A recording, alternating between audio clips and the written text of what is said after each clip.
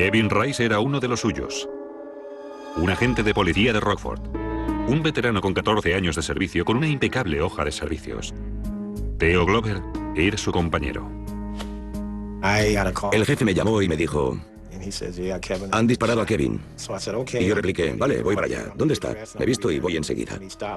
Y después de un momento de silencio me dijo: Theo, Kevin ha muerto. Y entonces se cayó muy afectado.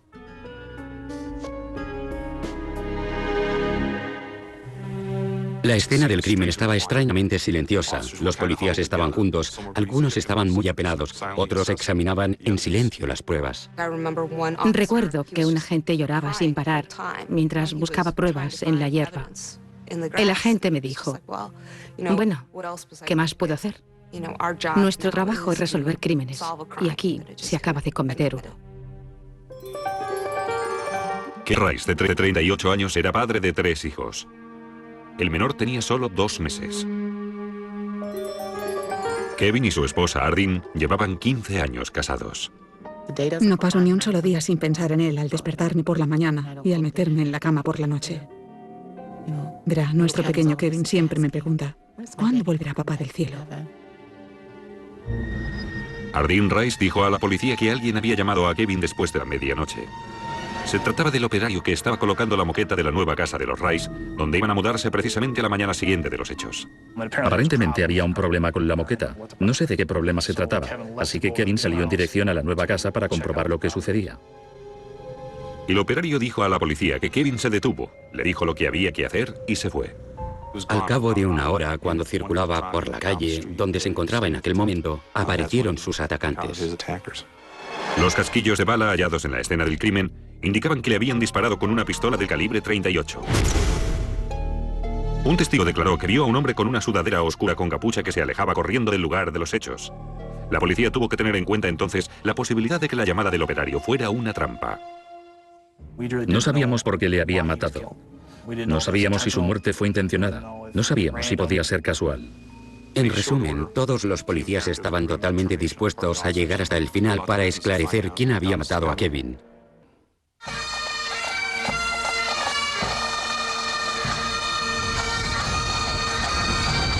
Miles de ciudadanos de Rockford, Illinois, asistieron al funeral del detective Kevin Rice, el primer policía de la ciudad, asesinado en 20 años. Fue algo muy especial. La presencia de cientos de coches de policía, de miles de personas que se agolpaban en las calles, era como un homenaje, pero también comprendimos la razón de aquel homenaje. ¿Por qué mataron a Kevin? Por intentar proteger a esta comunidad. Kevin era un servidor de Dios, de su familia, del departamento de policía, de la ciudad. Fue increíble que tanta gente viniera por mi marido y dijera que era una gran persona. Resultaba muy duro aceptarlo. Así que intenté mantenerme fuerte. Pero su recuerdo sigue vivo en mi corazón.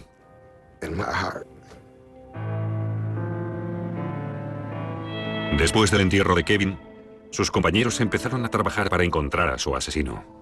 Teníamos 3 objetivos: identificar al asesino de Kevin Rice, detenerle y condenarle. El hecho de que Kevin Rice llevara 7 años trabajando en la brigada contra el crimen organizado era una pista potencial. Mi primera idea fue que quizás lo hizo un miembro de alguna banda que quería hacer méritos para poder ser el jefe. A los delincuentes, ya sean traficantes de drogas o miembros de bandas, no les gusta que los agentes de policía interfieran en su actividad criminal. Así que nunca se sabe lo que pueden hacer. Los detectives examinaron las fichas de las prisiones para comprobar si habían puesto en libertad recientemente a alguien que Kevin hubiera detenido. Pero tras la policía inspeccionaba la escena del crimen, encontró algunas posibles pistas. En un jardín cercano, encontraron un llavero con 2 llaves. A pocos metros, había un inhalador contra el asma. Ya teníamos otra pieza del rompecabezas. Y pensamos muy excitados que teníamos algo importante. Y pensamos que quizás nos conduciría en la dirección que necesitábamos tomar. Se comprobaron las huellas dactilares de estos objetos, pero no había ninguna. Por una inesperada casualidad, la policía reconoció las llaves. eran de los apartamentos Auburn Manor, situados a 2 manzanas del lugar de los hechos. A causa de los problemas que se producían en la zona, los responsables de Auburn Manor nos dieron un juego de llaves para que si había que entrar en el edificio pudiéramos abrir la puerta exterior para entrar en la urbanización. Junto al edificio, la policía vio una sudadera azul con capucha en el suelo. El testigo a quien despertó el tiroteo vio a una persona con una sudadera con capucha y la abandonó muy cerca de allí. Así que existía una clara posibilidad de que tuviera relación con el asesinato. La policía entregó la sudadera a la analista forense Mary Wong. Puesto que el asesino empleó una pistola del calibre 38, era posible que hubiera residuos de los disparos en las mangas de la prenda. Cuando se dispara un arma, se forma una nube de gas y después estas partículas se depositan sobre cualquier superficie próxima al disparo. Wong analizó las mangas y los puños con un tampón de muestras. Un disco de aluminio con una superficie adhesiva de carbono. Después, bombardeó la muestra con electrones y los rayos X. Desvelaron 3 elementos químicos: plomo, antimonio y bario. Cuando están presentes estos 3 elementos, es muy probable que se trate de partículas procedentes del residuo de un disparo. Esto significaba que el asesino de Kevin Rice llevaba puesta la sudadera. ¿Era posible que el asesino viviera en los apartamentos Auburn Manor? Los responsables de la investigación decidieron enviar equipos de detectives con esas llaves a la urbanización para probar si correspondían a alguna. Policía de Rockford. Los investigadores probaron las llaves en decenas de puertas, un proceso laborioso y lento que no tuvo éxito alguno. La urbanización tenía unos 5 o 6 edificios de apartamentos. Bueno, había muchos apartamentos. Por ello se mandaron 4 equipos de detectives con copias de las llaves. Cuando ya empezaban a preguntarse si se encontraban en un callejón sin salida, al examinar la planta baja, por fin dieron con algo. Se quedaron muy sorprendidos, hasta el punto que exclamaron: «Dios mío, es la llave de este apartamento». La persona que residía en el apartamento era Calvin Powell, de 46 años, un delincuente muy conocido por la policía. Era un tipo pintoresco. Le habían detenido diversas veces por delitos menores. Creo que por asuntos de drogas o por delitos contra la propiedad.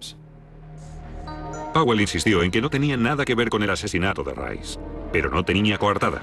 Dijo a los investigadores que William Buck, de 19 años, a veces dormía en su apartamento y que Buck poseía un arma. Nos dijo que tiempo atrás Buck le había amenazado con una pistola semiautomática del calibre 38. Y sabíamos que un arma del mismo tamaño y calibre se usó para matar a Kevin Rice. También había otra coincidencia. El número del inhalador hallado cerca de la escena del crimen fue recetado por el médico de cabecera de Buck. William Buck era paciente de la clínica y le habían recetado exactamente el mismo tipo de inhalador que encontramos, un inhalador contra el asma. El examen de los antecedentes de William Buck reveló que había cometido delitos con violencia.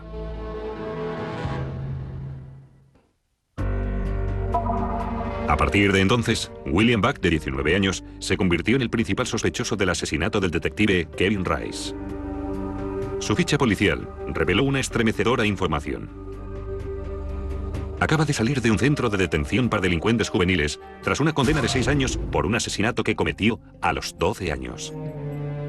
El asesinato no tuvo motivo aparente. Se encontraba en el exterior de una taberna de la parte oeste de Rockford. Vio a un hombre en la calle bebiendo una cerveza. Se le acercó, le disparó y salió corriendo.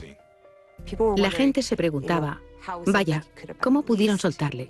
¿Por qué sucedió algo así?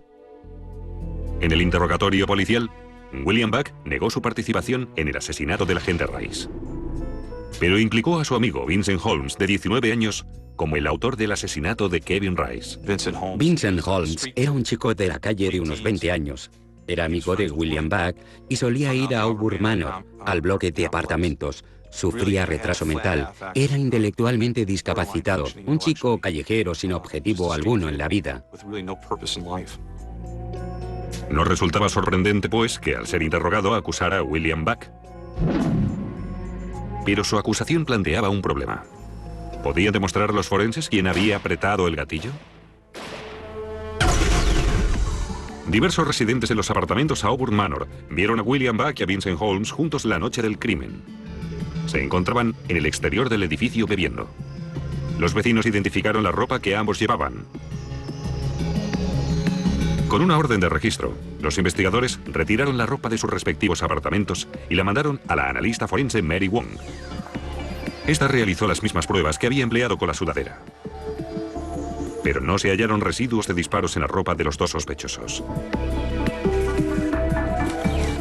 Entonces enviaron la sudadera azul con capucha y las camisas de ambos sospechosos a Skip Palahniuk, uno de los mejores expertos del país en análisis de pruebas.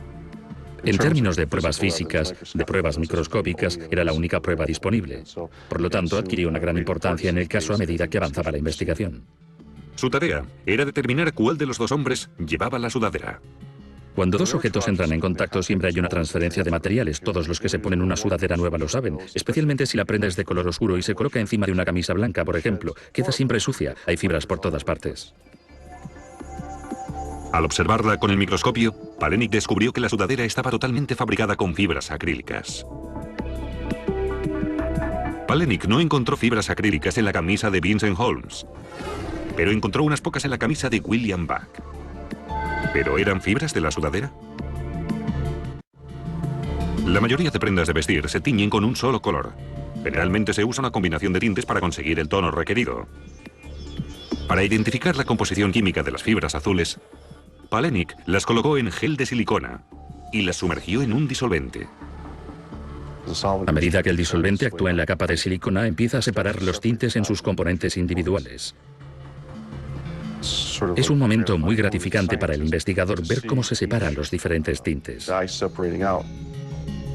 Las fibras eran poco comunes. La mayoría contienen mezclas de 3 o 4 colores, pero aquellas fibras contenían 7.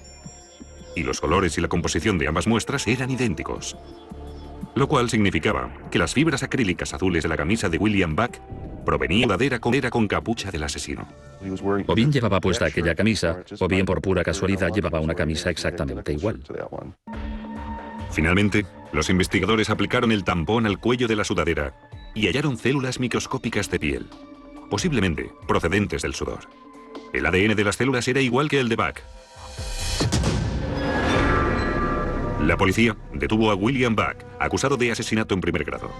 Y el cómplice de William Buck, Vincent Holmes, reveló por qué Kevin Rice detuvo su coche la noche de su muerte.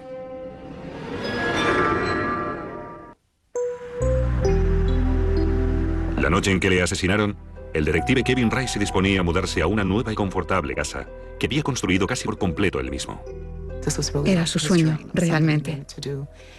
Era algo que deseaba hacer. Era muy mañoso con la carpintería. Dominaba bien este tema. Así que decidió. Quiso construir él mismo la casa. Estaba previsto trasladar los muebles a la mañana siguiente. Y aquella noche estaban acabando de colocar la moqueta, pero surgió un problema. El amigo que colocaba la moqueta le llamó a su casa sobre la 1 de la madrugada para informarle de que tenía un problema con las medidas. Así que se puso ropa deportiva, subió al coche y fue a su nueva casa a ver lo que pasaba. Kevin se dirigió a su nueva casa y ayudó a su amigo a resolver el problema. Y después regresó a su casa. Según Vincent Holmes, él y William Buck estaban robando un coche cuando Kevin Rice les vio. Aunque no estaba armado, Rice les hizo frente. William Buck acababa de salir de la cárcel y no tenía intención alguna de volver. Buck realizó 6 disparos. 5 de ellos acertaron a Kevin Rice, y los residuos del disparo contaminaron la sudadera de Buck. Al salir corriendo de la escena del crimen, Buck tiró sus llaves y el inhalador, y después se deshizo de la sudadera. Pero las especiales fibras acrílicas de la sudadera se quedaron adheridas a la camisa de Buck. El residuo de la sudadera, el ADN encontrado en el cuello y la transferencia de fibras a su camisa demostraban sin lugar a dudas que William Buck había disparado el arma. Fue un milagro de Dios que echara a correr y le cayera algo del bolsillo y que no se diera cuenta de ello. Estábamos muy seguros de las pruebas, porque lo relacionaban todo. Es increíble que con algo tan simple como un pelo o una gota de sudor en una prenda se pueda conseguir la prueba de ADN. Creo que fue una parte muy importante del caso, sin duda alguna. William Buck fue condenado a 68 años de cárcel por matar a un agente de policía. Actualmente, con series como CSI, los jurados esperan ver pruebas forenses, y aquellas pruebas satisfacían todo cuanto un jurado pudiera esperar o solicitar antes de emitir un veredicto de culpabilidad. Su cómplice, Vincent Holmes, no fue juzgado y testificó para la acusación. Vincent Holmes aceptó un acuerdo de colaboración que le exigía decir toda la verdad, y lo hizo, y no fue acusado en relación con la muerte de Kevin. Cuando nos ponemos este uniforme, nos lo ponemos para proteger a los ciudadanos y para proteger a sus hijos. Así que la ciudadanía en su conjunto aprecia la labor del Departamento de Policía de Rockford, como se demostró con la muerte de mi amigo Kevin Rice. En un caso sin testigos presenciales, unas minúsculas fibras acrílicas y un inhalador contra el asma contaron a los investigadores cuando deseaban saber. Parece mentira que la sudadera contuviera tantas pruebas. Es increíble que consiguieran reconstruirlo todo a partir de ellas. Nuestro trabajo no es tomar partido en un caso. Nuestro único objetivo es la verdad. Kevin se habría sentido muy orgulloso. Habría estado muy orgulloso de que todo el mundo se hubiera unido para hacer justicia a su familia. El juego tiene mucha más visibilidad ahora que antes. Está en Internet. Está en horarios de máxima audiencia televisiva. Y es casi un deporte universitario en algunos campus. Pero varios jóvenes experimentaron cruelmente que el juego puede poner en riesgo el dinero y a veces la vida.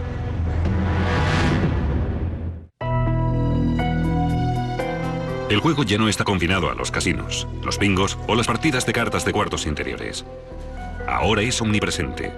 Hay torneos de póker por ordenador, se pueden hacer apuestas de deportes en el extranjero y se puede jugar a la lotería diario, ahora gestionada por gobiernos locales.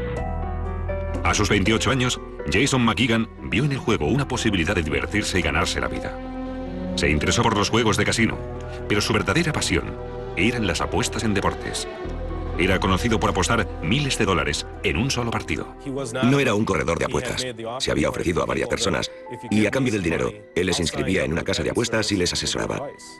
Básicamente intentaba vender su asesoramiento. McGeegan había pasado parte del tiempo con sus socios y conocidos alardeando sobre apuestas. Prácticamente se estaba convirtiendo a marchas forzadas en una especie de gángster. Una cálida tarde de junio, la tía de Jason fue al apartamento del chico a recoger un ordenador viejo. La puerta de atrás estaba abierta. Dentro, había signos de una masacre. Jason McGeegan yacía tumbado boca arriba sobre la cama, con los pies colgando hasta el suelo. McGeegan había recibido 2 tiros con una pistola de 9 milímetros. 2 amigos de Jason, Daniel Swanson y Dustin Wilson, estaban muertos de un disparo en el salón. Podía tratarse de un profesional por la manera como las balas habían penetrado en los cuerpos. Dentro del apartamento de Jason, hallaron el recibo de una pistola semiautomática de 9 milímetros que había adquirido hacía apenas unas semanas. Pero el arma no estaba en el apartamento. También había desaparecido la llave del depósito bancario de Jason. Los investigadores supusieron que Jason McGeegan era el objetivo previsto y que sus 2 amigos, durmiendo en el salón, estaban simplemente en el lugar equivocado, en el momento equivocado. Nadie lo esperaba, no tenía enemigos que nosotros supiéramos, así que cuando sucedió nos quedamos todos muy sorprendidos. Jason, Dustin y Daniel eran chicos normales que intentaban buscarse la vida. No eran malos chicos. Cuando las agencias locales de noticias informaron acerca de los asesinatos, un testigo aportó información de interés. Unas horas antes del crimen, el testigo vio a 3 hombres en un Cadillac Escalade gritando obscenidades y haciendo gestos inapropiados a un hombre asiático del coche de detrás. Lo recuerda con claridad. Pensó que era un incidente de cólera en la calle y que esos 3 chicos estaban atacando discriminatoriamente al otro chico asiático. El testigo identificó a los 3 hombres en el Escalade como Jason McGeegan, Daniel Swanson y Dustin Wilson, las 3 víctimas del asesinato. En un caso con tantas revelaciones asombrosas, esta se llevaba la palma. La policía de Verona, Wisconsin, investigaba un triple homicidio. Un análisis de la escena del crimen apuntaba que los dos amigos de Jason McGuigan habían muerto primero mientras dormían en la sala de estar. El asesino llevó a Jason al dormitorio. Allí discutieron antes de que, también él, fuera asesinado. Buscando sospechosos, la policía supo que Jason McGuigan y su vecino de arriba, Todd Vincent, habían tenido una pelea una semana o dos antes del asesinato. McGuigan había bofeteado a Todd. Todd respondió estrangulando a Jason y tirándole al suelo. Jason lo denunció a la policía. Al final el conflicto no había sido tan grave y ninguno de los dos resultó imputado. Todd negó su implicación en los asesinatos. Los test para detectar residuos de pólvora en las manos dieron negativo, pero señaló un dato curioso. No había oído los disparos procedentes del apartamento de Jason. Los expertos en balística afirman que no es necesariamente inusual. Si nadie espera oír un disparo cuando finalmente se oye, se interpreta que es otra cosa. A continuación, la policía empezó a registrar los vehículos aparcados fuera del apartamento de Jason. Uno era el Cadillac Escalade de Jason. El otro era un Toyota rojo, uno de los dos vehículos propiedad del amigo de Jason, Mark Wu, de 19 años. Era de Taiwán, el hijo de un hombre de negocios adinerado y un estudiante privilegiado en la Universidad de Wisconsin. Cuando la policía le siguió la pista, Mark Wu estaba en la ciudad de Nueva York y a punto de embarcar a un avión con destino a Taiwán para visitar a su familia durante las vacaciones de verano. Mark contó que había dejado uno de sus coches en la plaza de parking de Jason porque era más seguro que estacionarlo en la ciudad. Wu vivía en el centro de Madison y aparcar allí es muy complicado y tenía más de un vehículo, así que aparcando uno en casa de Jason McGuigan en Verona no debía preocuparse por las multas de estacionamiento. La noche de los asesinatos, Mark Wu dijo estar en su apartamento de Madison, Wisconsin, y pasar la noche solo.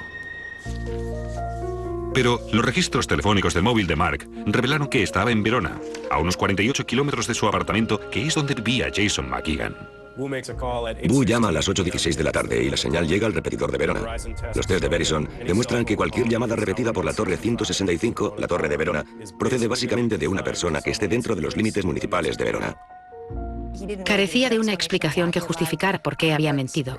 Pero lo esencial del caso es que no sabía nada de esos asesinatos y pensó que básicamente necesitaba una coartada.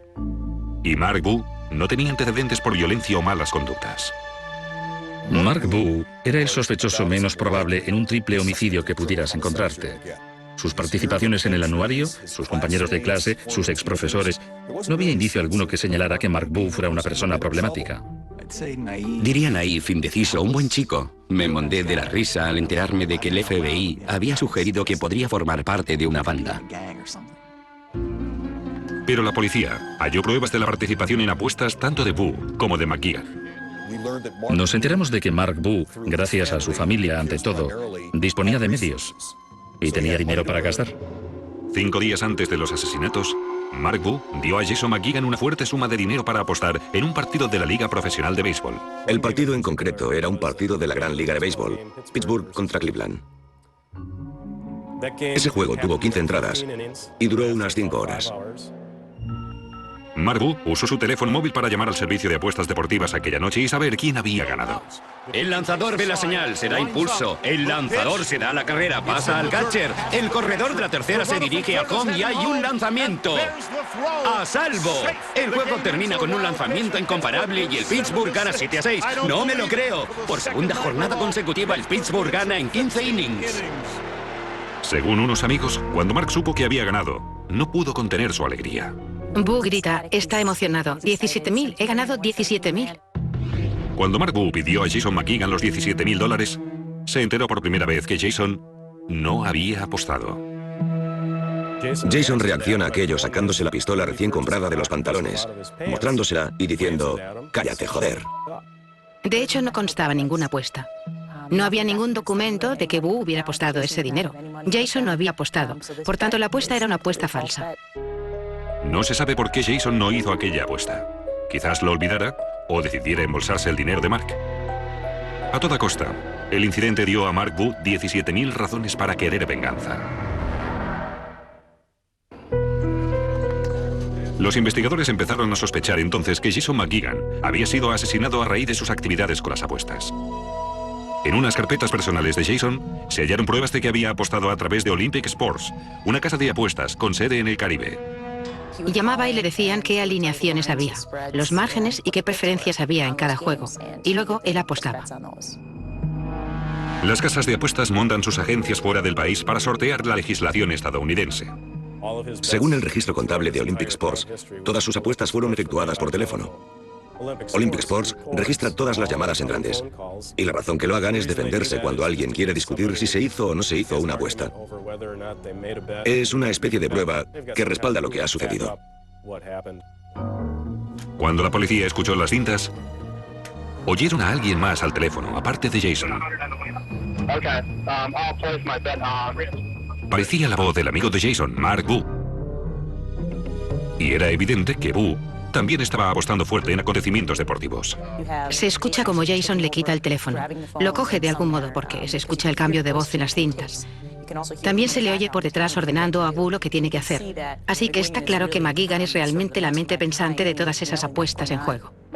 Querría saber quiénes son los lanzadores en el partido de béisbol Atlantic en Nueva York. No, Atlanta Braves, Mets de Nueva York. Sí. Serán Maddox y Glavin. ¿Maddox y Glavin? Sí, señor. Apostaré por... Arriesga 100. Apostaba en béisbol, pero no sabía lo que estaba haciendo. No sabía el nombre de los lanzadores, no sabía el nombre de los equipos, no comprendía las probabilidades. Realmente no tenía idea de lo que estaba haciendo. Una investigación de la situación financiera de Mark Wu desveló información significativa. Empezamos a descubrir que Mark Wu, en un periodo de 4 o 5 meses, había retirado más de $70.000 de su cuenta bancaria. También Mark Wu explicó a los investigadores que en una ocasión había jugado $15.000 en una sola apuesta. Y los investigadores conocían la disputa que había habido con la apuesta del partido de béisbol y que Mark Wu creía que Jason le debía $17.000. De ese modo era definitivo que entre los dos había algunos problemas de dinero y que eran de naturaleza muy grave. Mark dio permiso a la policía para que registrara su apartamento. No hallaron ropa ensangrentada ni armas. Pero en el aparcamiento estaba el segundo vehículo de Mark Wu. Era plateado, como el que habían visto detrás de Jason McGuigan la tarde antes de los asesinatos. Dentro había el manual de uso de una semiautomática de 9 milímetros, como la que había desaparecido del apartamento de Jason, un arma del mismo calibre que la usada de los homicidios. Un experto en balística, Bill Newhouse, comparó los cartuchos de la escena del crimen con los suministrados por el fabricante cuando Jason compró el arma. Estaba escrito claramente que incluía cartuchos de bala y especificaba el tipo de pistola automática con el número de serie e información realmente útil que no tenemos tan a menudo. Coincidían, probando que Jason fue asesinado con su propia pistola. Es la única vez que sucede algo parecido en mis 30 años tratando casos de este tipo. Con la esperanza de recuperar el arma del crimen, la policía revisó el contenedor de basura que había detrás del apartamento de Mark Wu. En cambio, encontraron un par de sandalias dentro de una bolsa de plástico blanca, junto con algunos recibos de la tarjeta de crédito de Mark Wu. La policía también comprobó otros contenedores en un radio de 4 manzanas. Averiguaron específicamente dónde podría haberse vertido esa basura en particular. Escarbaron e hicieron ese trabajo sucio que a menudo es la clave para resolver un crimen. Y encontraron la caja. Encontramos la caja de la pistola. Era de material plástico. Estaba partida por la mitad. Una parte estaba atada a una bolsa y la otra estaba suelta. Para ver si había huellas dactilares en la caja, el analista forense Mark Riddle usó la vaporización con pegamento. Un proceso mediante el cual las sustancias químicas del pegamento calentado se adhieren a la grasa desprendida de los dedos. Lo cuelgas dentro con pegamento sobre una superficie caliente y añades un poco de humedad, y los ácidos grasos de las huellas dactilares absorben el pegamento y se endurecen formando la huella. Riddle vio lo que parecían unas huellas parciales y usó un tinte amarillo para mejorar la imagen. Estas huellas parciales estaban en un lugar poco habitual. Estaban en una de las esquinas, en una parte curvada de la caja, parcialmente revestida por la goma espuma del interior. Si no hubiera sacado la goma espuma, probablemente no hubiera logrado formar estas huellas usando el pegamento. Las huellas eran de Mark Wu. Y en las sandalias del contenedor de basura, los científicos hallaron minúsculas gotitas muy finas de sangre. Sabía que el tamaño indicaba una aplicación de lo que yo definiría como aplicación de fuerza sobre la fuente de sangre con alto desgaste energético. Eso se corresponde con un impacto de bala, por supuesto. Los análisis de ADN revelaron que la sangre de las sandalias era de la víctima más joven de 17 años, Dustin Wilson. Irónicamente, la recogida de la basura estaba programada para el día después de los asesinatos, pero el camión de la basura no pasó aquel día. Hablamos con el basurero y admitió que a menudo miente sobre el papel indicando que ha hecho la recogida, cuando en realidad no ha recogido la basura. Mark Wu fue arrestado y acusado de 3 cargos de asesinato en primer grado, pero nunca fue condenado.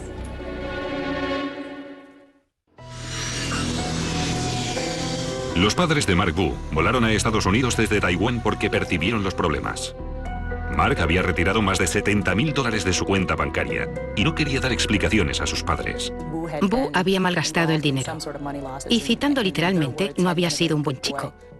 Así que se lo llevaban a casa, a Taiwán, para aderezarlo otra vez.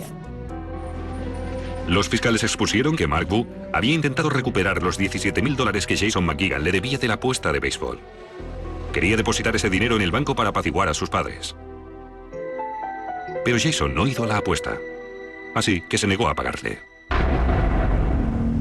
Sobre las 3 de la tarde del día de los asesinatos, un testigo vio cómo los amigos de Jason McGuigan amenazaban a Mark Wu, enfadados al parecer porque Wu les había estado siguiendo. Esa misma noche, sobre las 8, Mark entró en el apartamento de Jason, pero Jason no estaba. Por lo tanto, robó la semiautomática de 9 milímetros de Jason. Luego, le llamó para preguntarle a qué hora volvería a casa.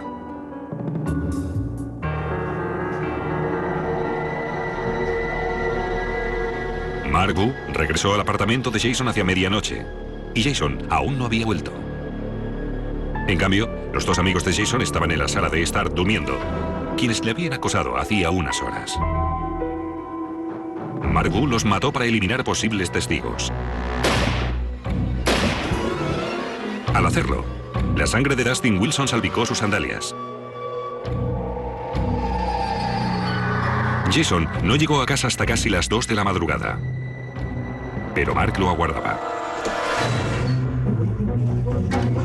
De nuevo, Mark pidió que le devolviera los $17.000, pero Jason no tenía tanto dinero en su apartamento. Desesperado, entregó a Mark la llave de su depósito de seguridad.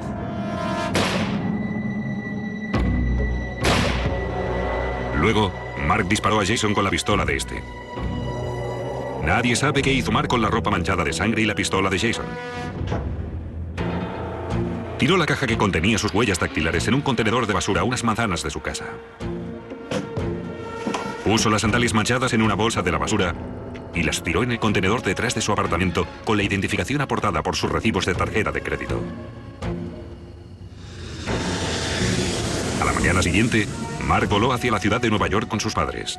Estaban a punto de volar a Taiwán cuando la policía intervino.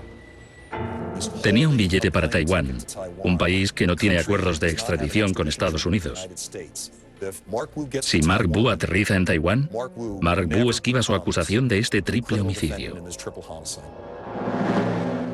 Pero el día antes del juicio sucedió un hecho imprevisible. Mark Wu se colgó en su propia celda. Básicamente está a punto de ser humillado en público. Sus padres descubrirán lo que ha hecho. Tiene 20 años. Pasará el resto de su vida en la cárcel. Había matado a esos 3 chicos para intentar disimular lo que había hecho con el dinero de sus padres. Y tuvo que suicidarse para, en el último minuto, tapar lo que había hecho y no afrontar la realidad. En deferencia a las familias de las víctimas, la acusación expuso el caso íntegramente, tal como se hubiera presentado ante un tribunal. Y la ciencia no dejó lugar a dudas de que hubiera habido una condena. Ofrecimos lo que sería una declaración abierta o una declaración final a los miembros de aquellas familias y expusimos todas las pruebas. Así supieron que nos habíamos responsabilizado de sus hijos, del asesino de sus amigos, que era la persona culpable y que no había asesinos sueltos. Para mí se demostró que Wu era culpable y es una de las mejores cosas que podían hacer por nosotros, concedernos un juicio de verdad. El ADN, las motas de sangre, los cartuchos y las huellas dactilares son todo lo que envolvió este caso y lo convirtió de un caso circunstancial a un caso que quedó demostrado gracias a pruebas forenses. A continuación, 3 mujeres viajan a Florida para pasar allí sus primeras vacaciones de verdad. Ellas estaban solas de vacaciones y pensaron que era genial porque iban a ver la bahía de Tampa. Según indican las pruebas, dieron un paseo en barco y desaparecieron. pero se sabía muy poco más. Había cientos, miles de kilómetros que analizar para buscar pruebas. El pelo, la fibra o las huellas dactilares habían desaparecido. Pero un anuncio en una valla publicitaria convirtió a todos los ciudadanos en investigadores. Me pareció una idea estupenda. Genial. Una cálida mañana de verano en Tampa, Florida. Las autoridades descubrieron los cadáveres de 3 mujeres flotando en la bahía. Supieron que se trataba de un acto criminal, porque las mujeres estaban atadas y tenían ladrillos colgados. Las víctimas tenían la boca sellada con cinta aislante. Estaban desnudas de cintura para abajo y atadas con cuerda amarilla. Fue horrible, horroroso. No era lógico que una persona pudiera haber hecho aquello a esas chicas. Lo primero que tenían que averiguar los investigadores era la identidad de las 3 mujeres. No tenían ningún tipo de identificación, así que no podían saber de quién se trataba, de dónde venían y con quién habían tenido contacto antes del incidente. A pesar de que cada una de las víctimas estaba atada a un bloque de cemento de 13 kilos, la descomposición de los cuerpos había liberado gases que habían llevado los cadáveres y los bloques de cemento hasta la superficie. El agua estaba caliente, pero de haber estado a menor temperatura, más fría, el bloque de cemento las habría mantenido por debajo de la superficie. No obstante, hay que estudiar mucho para averiguar eso. El médico forense concluyó que los cadáveres habían estado en el agua durante al menos 3 días. Para poder saber dónde lanzaron a las víctimas, los investigadores pidieron a la Universidad de Florida del Sur que analizara las corrientes de agua de ese periodo de tiempo. Indicaron que seguramente las habían tirado en el centro de la bahía. No las habían lanzado de un puente ni desde la orilla.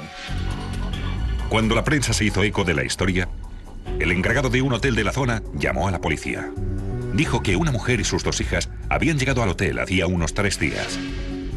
Y también dijo que no las había vuelto a ver desde entonces, pero que sus cosas seguían allí. Nadie había tocado sus pertenencias. Estaba todo igual que el día en que llegaron. No había pruebas que indicaran que alguien había estado en la habitación. Las camas no estaban deshechas, las toallas no estaban mojadas y no se había movido nada de sitio. La habitación estaba a nombre de Joan Rogers y sus 2 hijas. La policía se puso en contacto con el marido de Joan, Hal Rogers, un ganadero de Ohio. Me llamó el sheriff, pero tuvimos que realizar análisis dentales para identificarlas. Los estudios dentales confirmaron que las víctimas eran Joan Rogers, de 36 años, y sus hijas Michelle, de 17, y Christy, de 14. No le deseo eso a nadie. Ni siquiera a la gente que odio con toda el alma. No puedo. No, ni siquiera se lo deseo a ellos. Las autopsias confirmaron los peores temores de la policía. Se encontró agua en los pulmones de las víctimas. Y eso significaba que las habían tirado al mar cuando todavía estaban vivas. Para los investigadores, no se trataba de un simple asesinato, sino de una ejecución. Aquella historia tan horrible se extendió por toda la zona de la bahía de Tampa. La gente quería saber qué tipo de animal era capaz de hacer algo así. Yo creo que no les tapó los ojos porque quería que vieran lo que les estaba pasando a las demás. Creo que quería ver el miedo en sus ojos mientras hacía lo que hizo con ellas. Y la verdad es que no se puede ser más degenerado. Pero ¿quién quería matar a estas 3 turistas para tirar sus cadáveres en la bahía de Tampa? Cuando Joan Rogers y sus hijas viajaron en coche hasta Florida para pasar una semana de vacaciones, el marido de Joan y padre de las chicas, Hal, decidió quedarse en casa. En aquella época era ganadero, y en ese negocio se trabajan los 365 días del año. Pero a pesar de que su familia no había vuelto tal y como habían planeado, Hal Rogers esperó 3 días más para contactar con la policía. Me pareció un hombre frío, muy frío. Acababa de perder a toda su familia, no solo a una persona, sino a 3, y no mostraba dolor. Hal dijo a la policía que no tenía tiempo para esas cosas porque tenía que encargarse del negocio. Yo simplemente hice lo que necesitaba hacer para poder seguir. Los investigadores analizaron todos los movimientos que había realizado Hal el día de los asesinatos. Hal tuvo suerte porque no le gustaba cocinar para él solo. Así que fue a comer a un restaurante de la zona. Y numerosos testigos certificaron su coartada. Aquí la gente lo tenía claro porque por la mañana había salido a desayunar y por la tarde a cenar. Así que era casi imposible. En las autopsias, el médico forense descubrió que el agua marina había eliminado pruebas forenses muy importantes. Como los cadáveres habían estado sumergidos tanto tiempo, las pruebas como el pelo, la fibra o las huellas dactilares habían desaparecido con el agua. Era imposible saber con seguridad si las víctimas habían sufrido abusos sexuales. No teníamos ningún indicio. En cuanto a pruebas forenses, no teníamos nada. La policía buscaba el vehículo de Joan Rogers y finalmente lo encontró en el aparcamiento público del muelle. Estaba a 1,5 kilómetros del hotel donde dormían y a 40 kilómetros del lugar donde se recuperaron los cadáveres. En el interior del coche se encontraron 2 anotaciones. Una con la dirección del hotel y otra en un papel del hotel con la dirección del muelle. Las muestras de escritura se enviaron a una analista forense de documentos para que las estudiara. La escritura de la nota con el papel del hotel era de Joan Rogers. Lo supimos porque recibimos numerosas notas escritas a mano por ella para comparar con la nuestra. La escritura de la otra anotación, la que tenía la dirección del hotel de las chicas, no se pudo identificar. Pude determinar que la escritura del otro documento no pertenecía ni a la madre ni a ninguna de las hijas. En la palabra Courtney, que aparecía en la dirección del hotel, la T era mayúscula, a pesar de estar en el centro de la palabra. Es raro porque se trata de la letra mayúscula, pero también por la calidad espacial de la R minúscula comparada con la T tan alta. Además, la Y estaba escrita de una forma que Teresa Stubbs no había visto nunca. La Y aparecía 4 veces y cada vez de una forma diferente, con una variación mínima pero diferente. Y aquello era importante. Trabajaron mucho para averiguar quién había escrito la nota, porque si lo averiguaban podrían encontrar al asesino. Además de la escritura, la nota escondía otra pista. Al lado de la dirección del muelle, Joan Rogers había escrito la frase azul y blanco. Dedujimos que se trataba de algo azul y blanco, y que era posible encontrar un barco azul y blanco en el muelle. Pero no había barcos atracados en ese muelle, ya que se trata de una zona donde cualquiera, tanto residentes como turistas, pueden dejar sus barcos en el agua para pasar el día navegando. Entonces, la policía realizó un descubrimiento. Alguien les habló de un vecino de la zona que llevaba un negocio ilegal y para ello utilizaba este muelle. Ofrecía a los turistas paseos en barco por la bahía para ver la puesta de sol. Se llamaba Jason Wilcox y tenía un barco azul y blanco. Investigaron y descubrieron que Wilcox poseía antecedentes penales y que había cumplido pena de cárcel por una agresión con daños físicos graves. Además, vivía a tan solo 8 kilómetros del muelle. En su propiedad, donde tenía el barco, también tenía bloques de cemento. Wilcox negó su participación en los asesinatos. No obstante, sin ninguna prueba física que le relacionara con las chicas de la familia Rogers, iba a ser difícil conseguir una orden del juez para obtener una muestra de su escritura. Puedes encontrar al sospechoso o a la persona que crees que lo ha hecho, pero demostrarlo es otra historia. 2 semanas antes de los asesinatos de Joan Rogers y sus 2 hijas, los investigadores de homicidio se enteraron de un caso parecido con una turista canadiense de 24 años y había involucrado a un hombre con un barco azul y blanco. Ella era una turista, así que cuando él le ofreció un paseo en barco por la bahía, ella dijo, sí, genial. Cuando estaban en el agua, donde nadie les veía, el hombre le dijo a la chica que la iba a matar si no mantenía relaciones sexuales con él. Además, le dijo que había tiburones en el mar, por si se le había ocurrido que podía nadar hasta la orilla. Ella dijo, por favor no me haga nada, soy virgen. Y dice que a él eso le gustó. Así que la violó, pero antes de la violación le dijo que no merecía la pena morir por un abuso sexual así.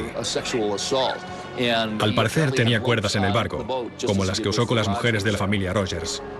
Después de aquello, el hombre empezó a encontrarse mal físicamente. Quizá estaba tan excitado que todo aquello le sobrepasó psicológicamente.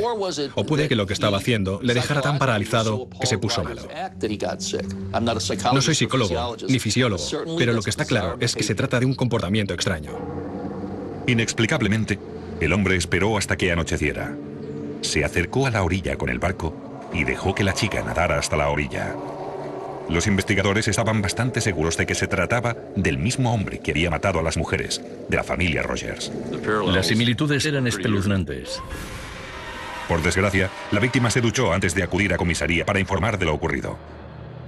Así que no se pudieron conseguir muestras de ADN. Sin embargo, su descripción del hombre permitió a la policía realizar este retrato robot que se publicó en los medios locales. La víctima indicó que Jason Wilcox no era el hombre que le había agredido, así que se le eliminó como sospechoso del caso Rogers. Al final se le sometió a la prueba del polígrafo y no había participado en los asesinatos. De hecho, tenía coartada para el momento del crimen. Gracias al retrato robot, se consiguieron muchos indicios y se realizaron las investigaciones pertinentes. Además, la descripción de un barco azul y blanco también generó muchas llamadas. Trajimos a más de 800 hombres. Muchos de ellos tenían algo que ver con barcos azules y blancos. Así que fue muy difícil eliminar a todos esos posibles sospechosos que llegaron hasta nosotros.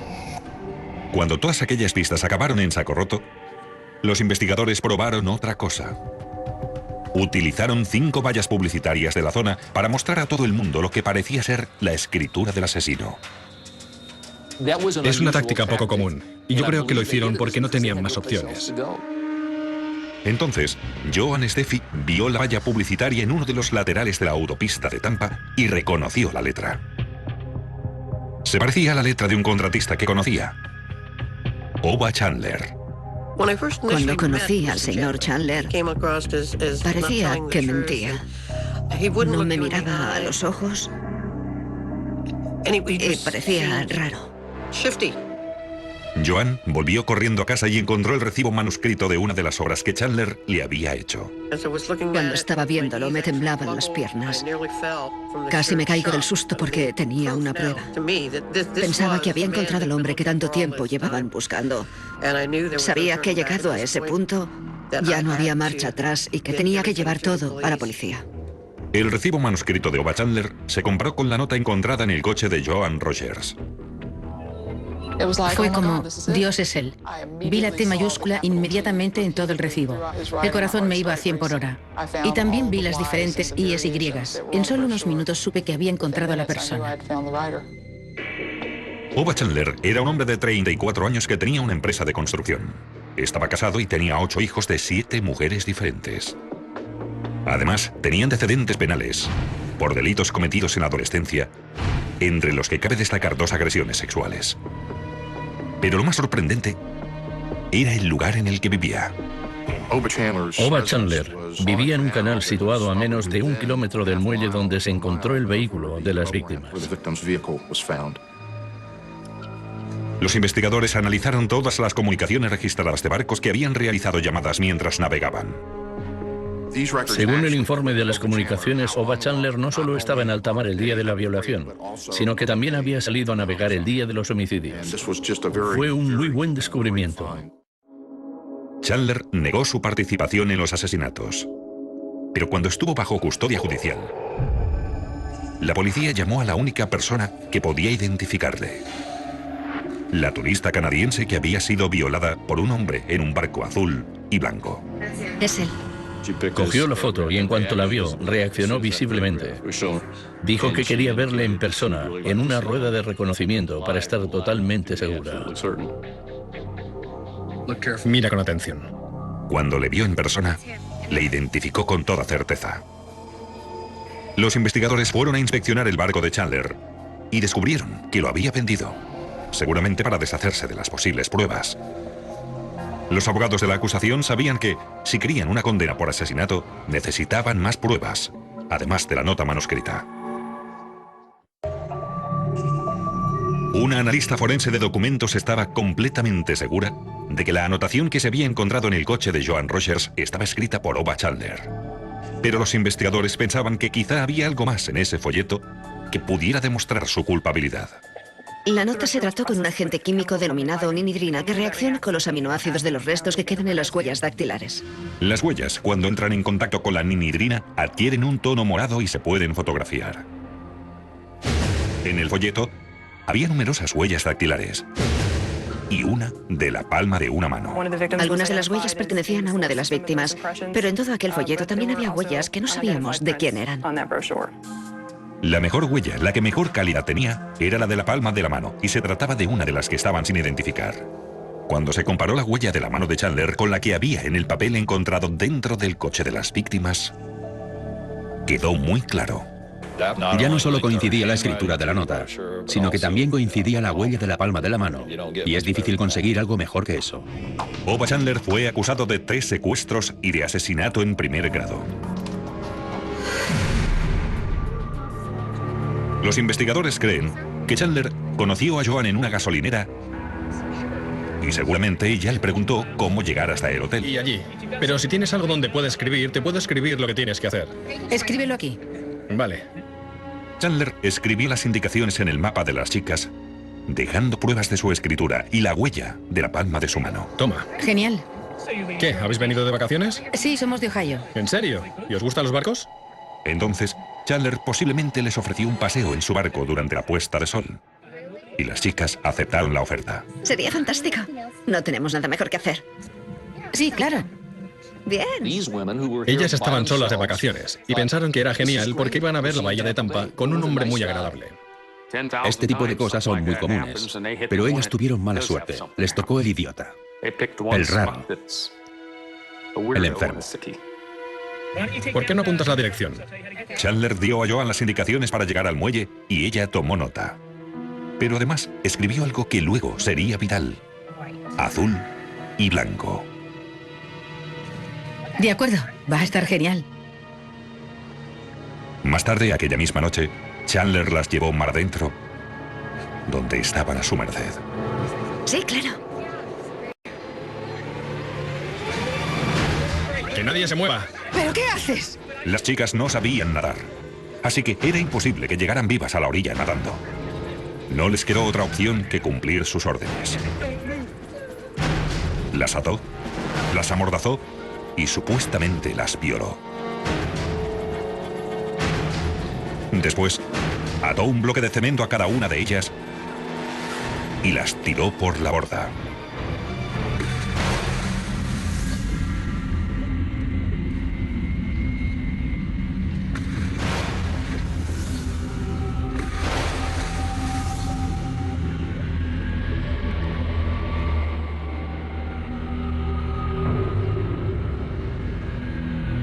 Chandler dejó un rastro electrónico cuando llamó a su mujer por la radio del barco para decirle que había tenido problemas con el motor y que iba a llegar tarde a cenar. Estoy en la bahía, he tenido problemas con el motor. Otro de los errores que cometió Chandler fue dejar la nota manuscrita y la huella de la palma de la mano. Oba Chandler fue juzgado y condenado a pena de muerte. Oba Chandler, usted no solo ha perdido el derecho de vivir con nosotros bajo las leyes del estado de Florida, sino que ha perdido el derecho a la vida en general. Señor Chandler, que Dios se apiade de su alma. La decisión de mostrar la escritura del asesino en las vallas publicitarias para que la viera toda la ciudad, en este caso, marcó la diferencia. Me pareció una idea estupenda, genial, porque los investigadores solo pueden trabajar con los indicios que tienen. Y cuando los agotan todos, es necesario probar algo diferente y hacer partícipe al gran público. Los investigadores se habían quedado sin caso. No sabían qué hacer, así que pensaron que no tenían nada que perder si ponían el cartel. Sí, se arriesgaron, pero les salió bien la jugada. El descubrimiento más importante del caso fue la identificación de la letra del asesino. Aquello supuso su ruina.